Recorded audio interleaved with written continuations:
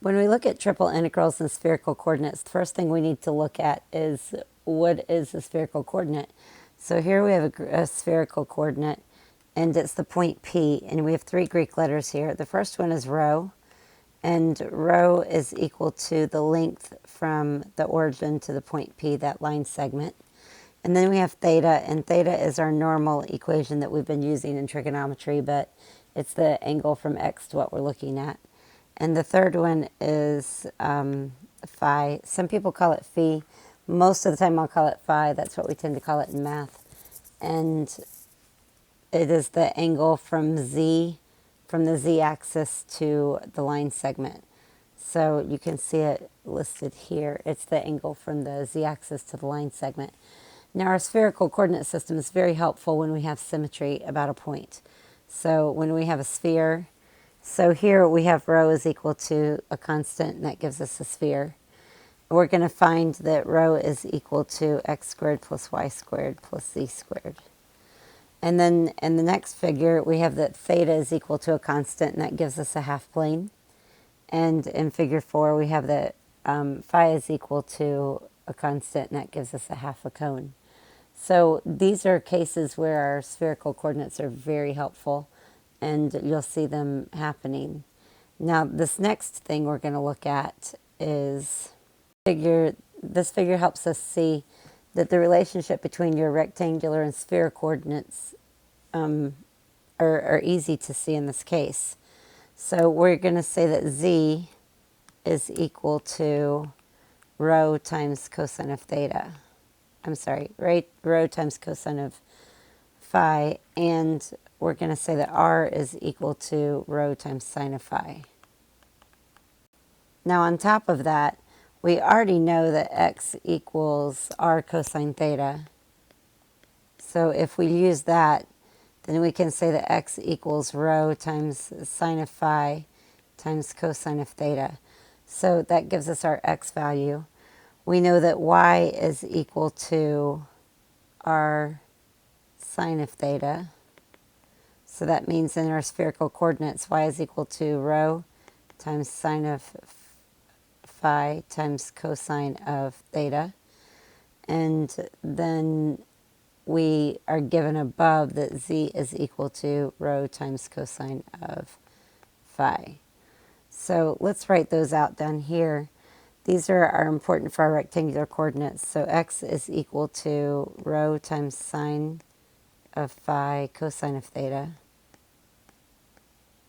Y is equal to rho times sine of phi times cosine of theta. And z is equal to rho cosine of phi. And we can find from our distance formula that rho squared is equal to x squared plus y squared plus z squared. So those are our formulas that help us convert to spherical coordinates from rectangular coordinates, and to convert from rectangular coordinates to spherical coordinates. So we're going to use that in the next example. So this example gives us the point 2 pi over 4 pi over 3 in spherical coordinates. And we're asked to change it to rectangular coordinates and plot the point. So as we think about plotting the point, here's our XYZ graph.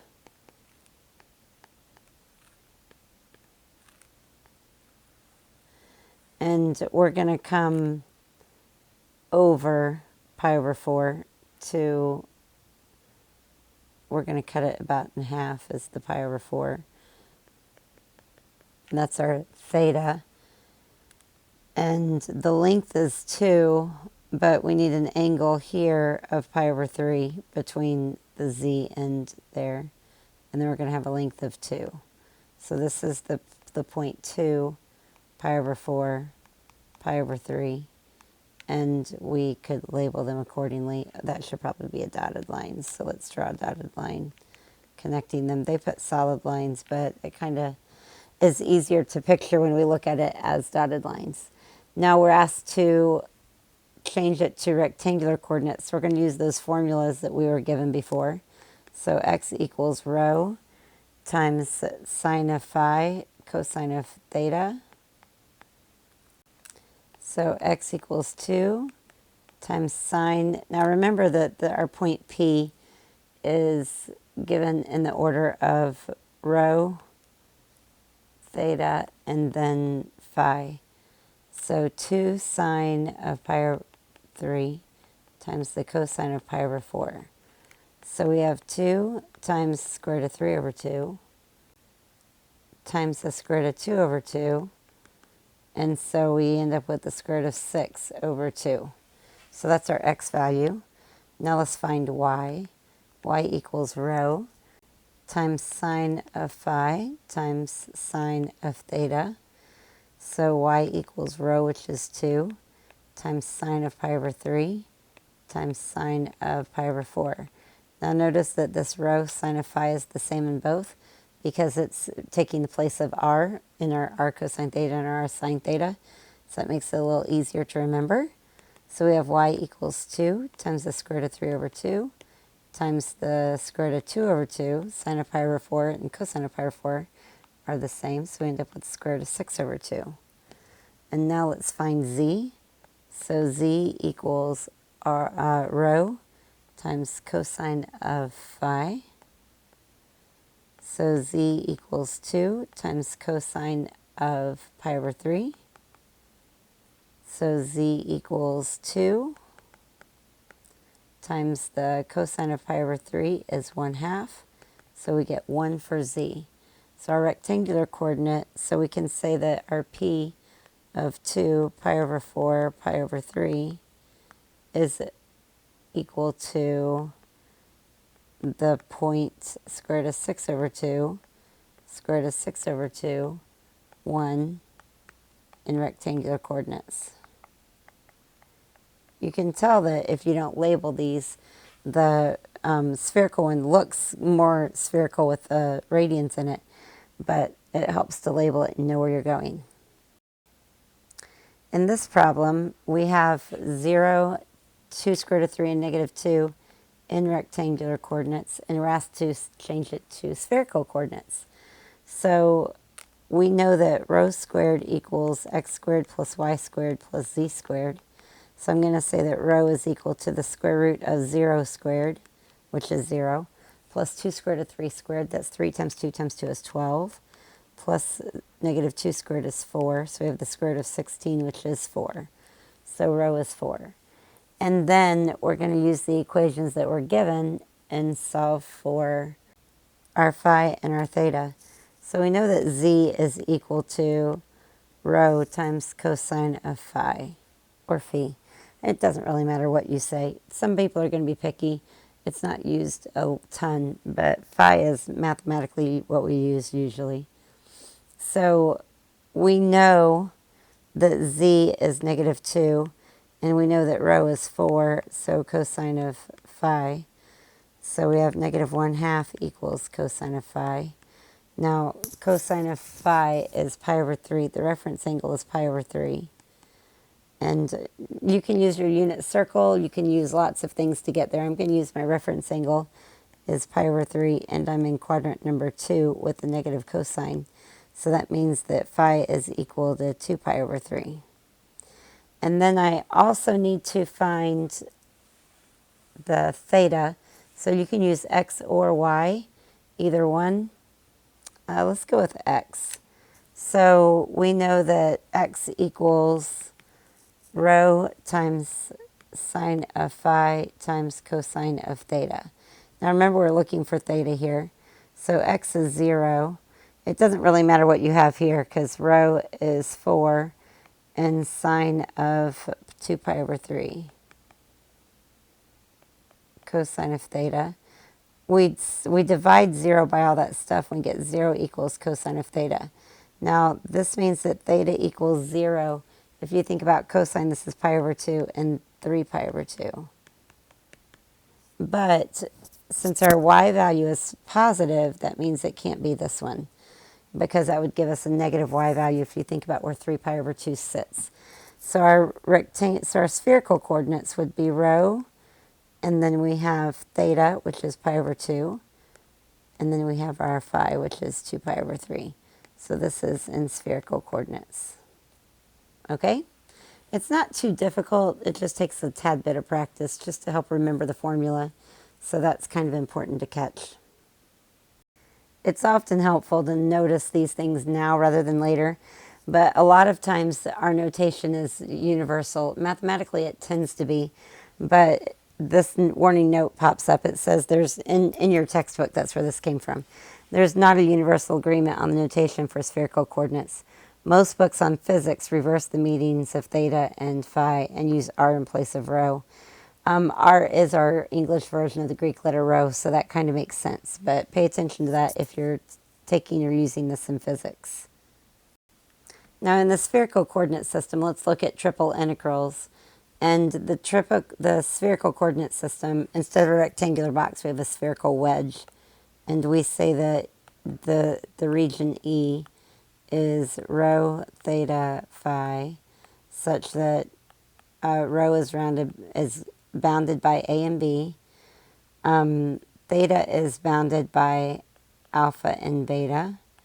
And phi is bounded by C and D.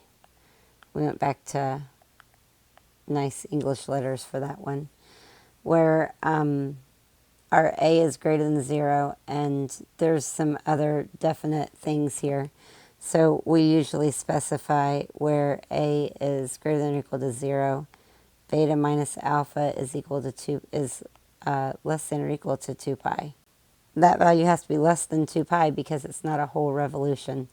And then D minus C is less than or equal to pi because you're talking about the angle between the line segment and your Z axis. So you can kind of see that wedge building that in here. And from there, we're going to build our triple integrals. So let's go ahead and look at the formula for triple integrals.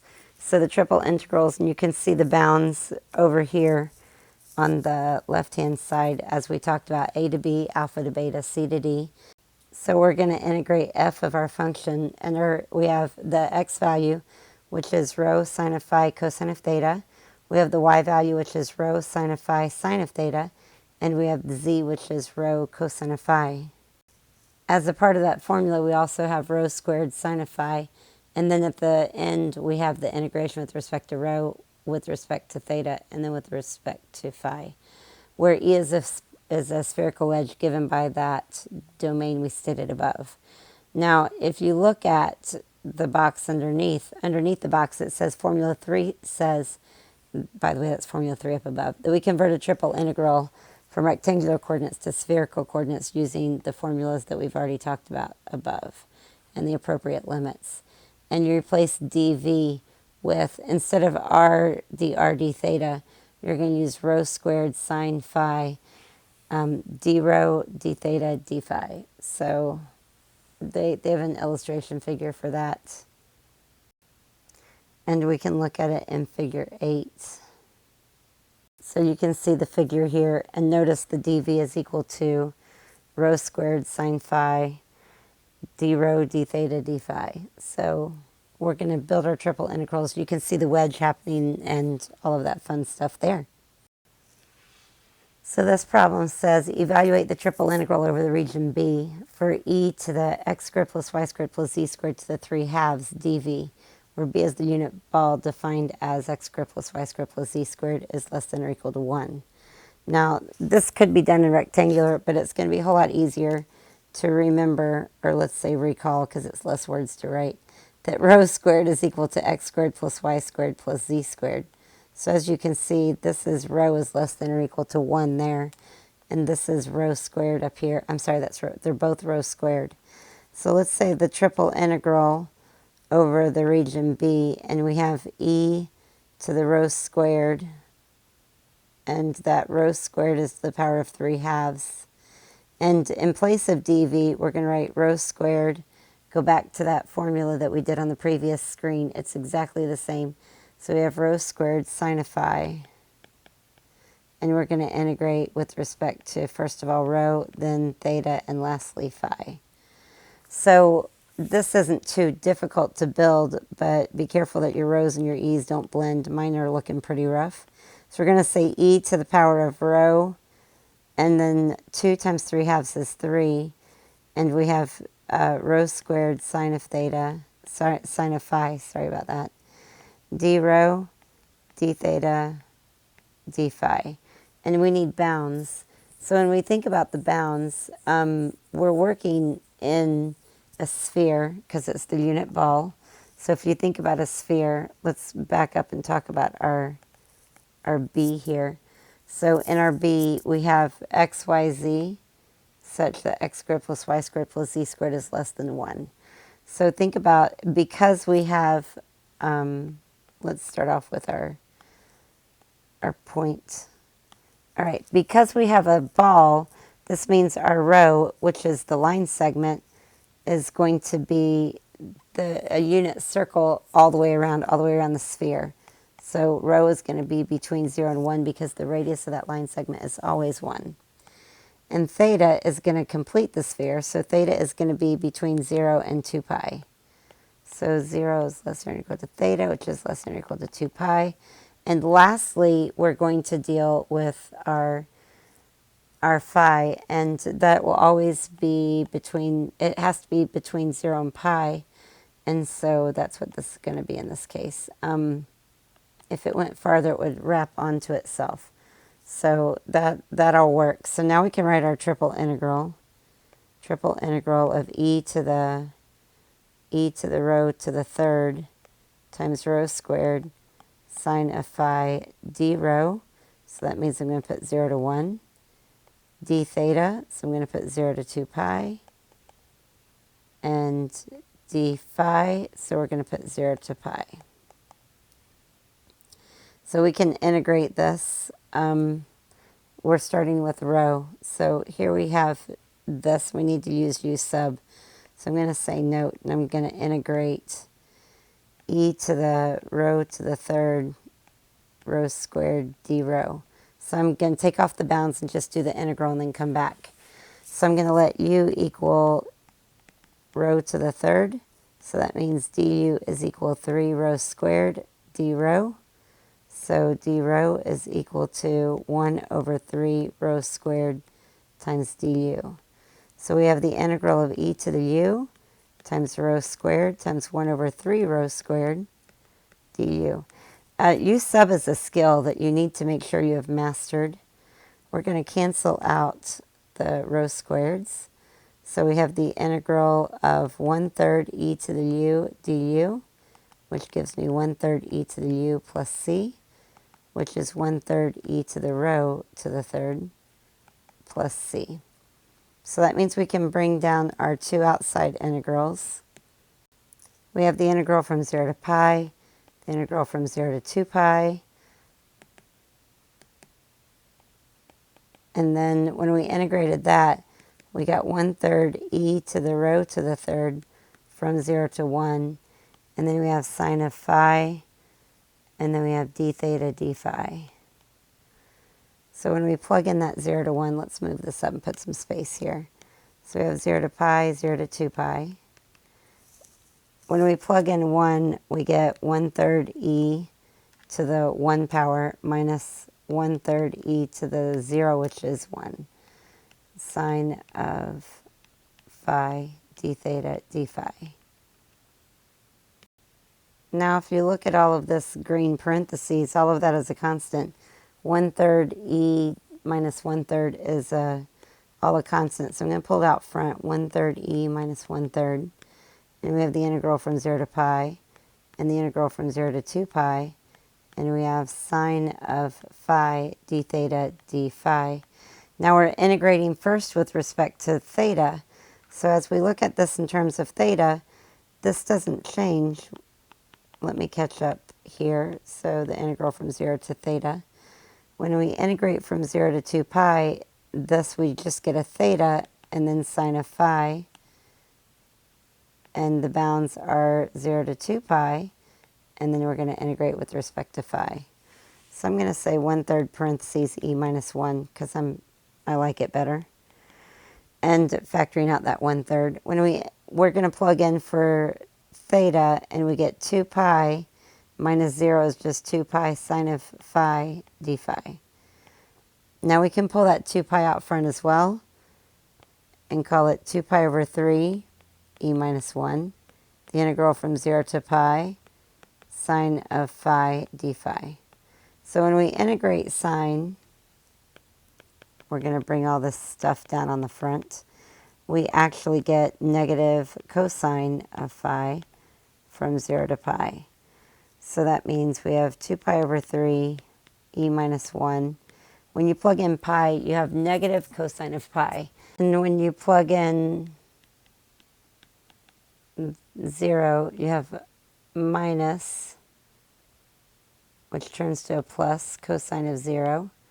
So we have 2 pi over 3 e minus 1. Negative 1 makes a 1, plus 1 equals 2. So that times all that gives me 4 pi over 3 e minus 1. Now you could do this problem in spherical, but it becomes way harder. It revolves a lot of trigonometry and change of boundaries. So it's a lot easier to go ahead and integrate it with respect to the spherical coordinates. This problem says find the volume of the solid that lies above the cone, phi equals pi over 3, and below the sphere, rho equals 4 cosine phi. Let's look at our boundaries first of all. Let's say some solid B, because that's what we used a minute ago. We have rho, theta, and phi. And let's start with theta. Theta is between 0 and 2 pi because it's a whole rotation. And we weren't given any other boundaries there, so let's go with that. And then let's talk about rho. Rho is below the sphere. Rho equals 4 cosine theta. So that means that rho is between 0 and that. So we're going to go ahead and write rho is between 0 and 4 cosine of phi. I think I said theta, but I meant phi. And lastly, we have above the cone, phi equals pi over 3. But remember that we're going to move the origin to the center of it. So we're going to be bounded between 0 and pi over 3 for our phi. So that means when we write our triple integral, we're going to write our triple integral, and then we're going to leave some space, and we're going to say d rho d theta d phi. Now I did look at WebAssign, and sometimes they switch the last two. Just be careful there. And what goes here is our rho squared sine of phi, because we're looking at the solid that's happening in that case. So our innermost integral is the bounds for rho, which is 0 to 4 cosine of phi. And then we have theta, which is 0 to 2 pi. And then we have phi, which is 0 to pi over 3. Now they switched them in this case because your bounds for rho happens to be in terms of phi, so that's why they did phi instead of theta in that. They switched these two when you look at it in WebAssign. Part A is to find the volume, so let's integrate. I like it in this order, so I'm going to leave it in this order unless I have to go back and change it. So when I integrate rho squared, I get 1/3 rho to the third, and then I still have a sine of phi from 0 to 4 cosine of phi. And then we have d theta d phi. So now we're going to put in our bounds, but we're going to keep the outside 0 to pi over 3 integral, and the integral from 0 to 2 pi. And we have 1/3. Now when we put this in, we have 4 cosine of phi to the third sine of phi, and minus 0 is just 0. So d theta d phi. Let's clean this up just a little bit. So we have 0 to pi over 3, the integral from 0 to pi over 2. 4 to the third is 64 over 3. Cosine to the third phi, sine of phi, d theta, d phi. I'm going to pull my 64 over 3 out front because why not? We have the integral from 0 to pi over 3. Now when we integrate with respect to theta, there is no theta. So we're just going to put a theta here. And we're going to say cosine cubed phi, sine phi. And our bounds are going to be from 0 to 2 pi. And then we're going to integrate with respect to phi afterwards. Now, when we plug in our bounds for theta, we get 2 pi minus 0 is 2 pi. So we have 64 over 3, the integral from 0 to pi over 3, 2 pi, cosine to the third phi sine of phi d phi. So I'm going to pull my 2 pi out, make it 128 pi over 3. The integral from 0 to pi over 3, cosine to the third phi sine phi d phi. Now we need to use u sub. So let's let u equal cosine of theta. Then du equals negative sine of phi d phi. Now when phi equals pi over 3, then we get that u cosine of pi over 3 is 1/2. No, square root of 3 over 2. When phi equals 0, then cosine of 0 is 1. And my lower bound is larger because my derivative is negative. So we have 128 pi over 3. The bounds become 1 to 1/2. And we have u to the third. And instead of sine, we have a negative. So we're going to say negative 1 du. There's a lot of ways to get to that. So we're going to pull this negative 128 over 3. And we're going to integrate u to the third du. When we integrate u to the third, negative 28 pi over 3, we get times 1/4 u to the fourth from 1 to 1/2. So we have negative 128 pi over 3 times 1/4 times 1/2 to the fourth is 1 over 2 to the fourth is 16 minus 1/4.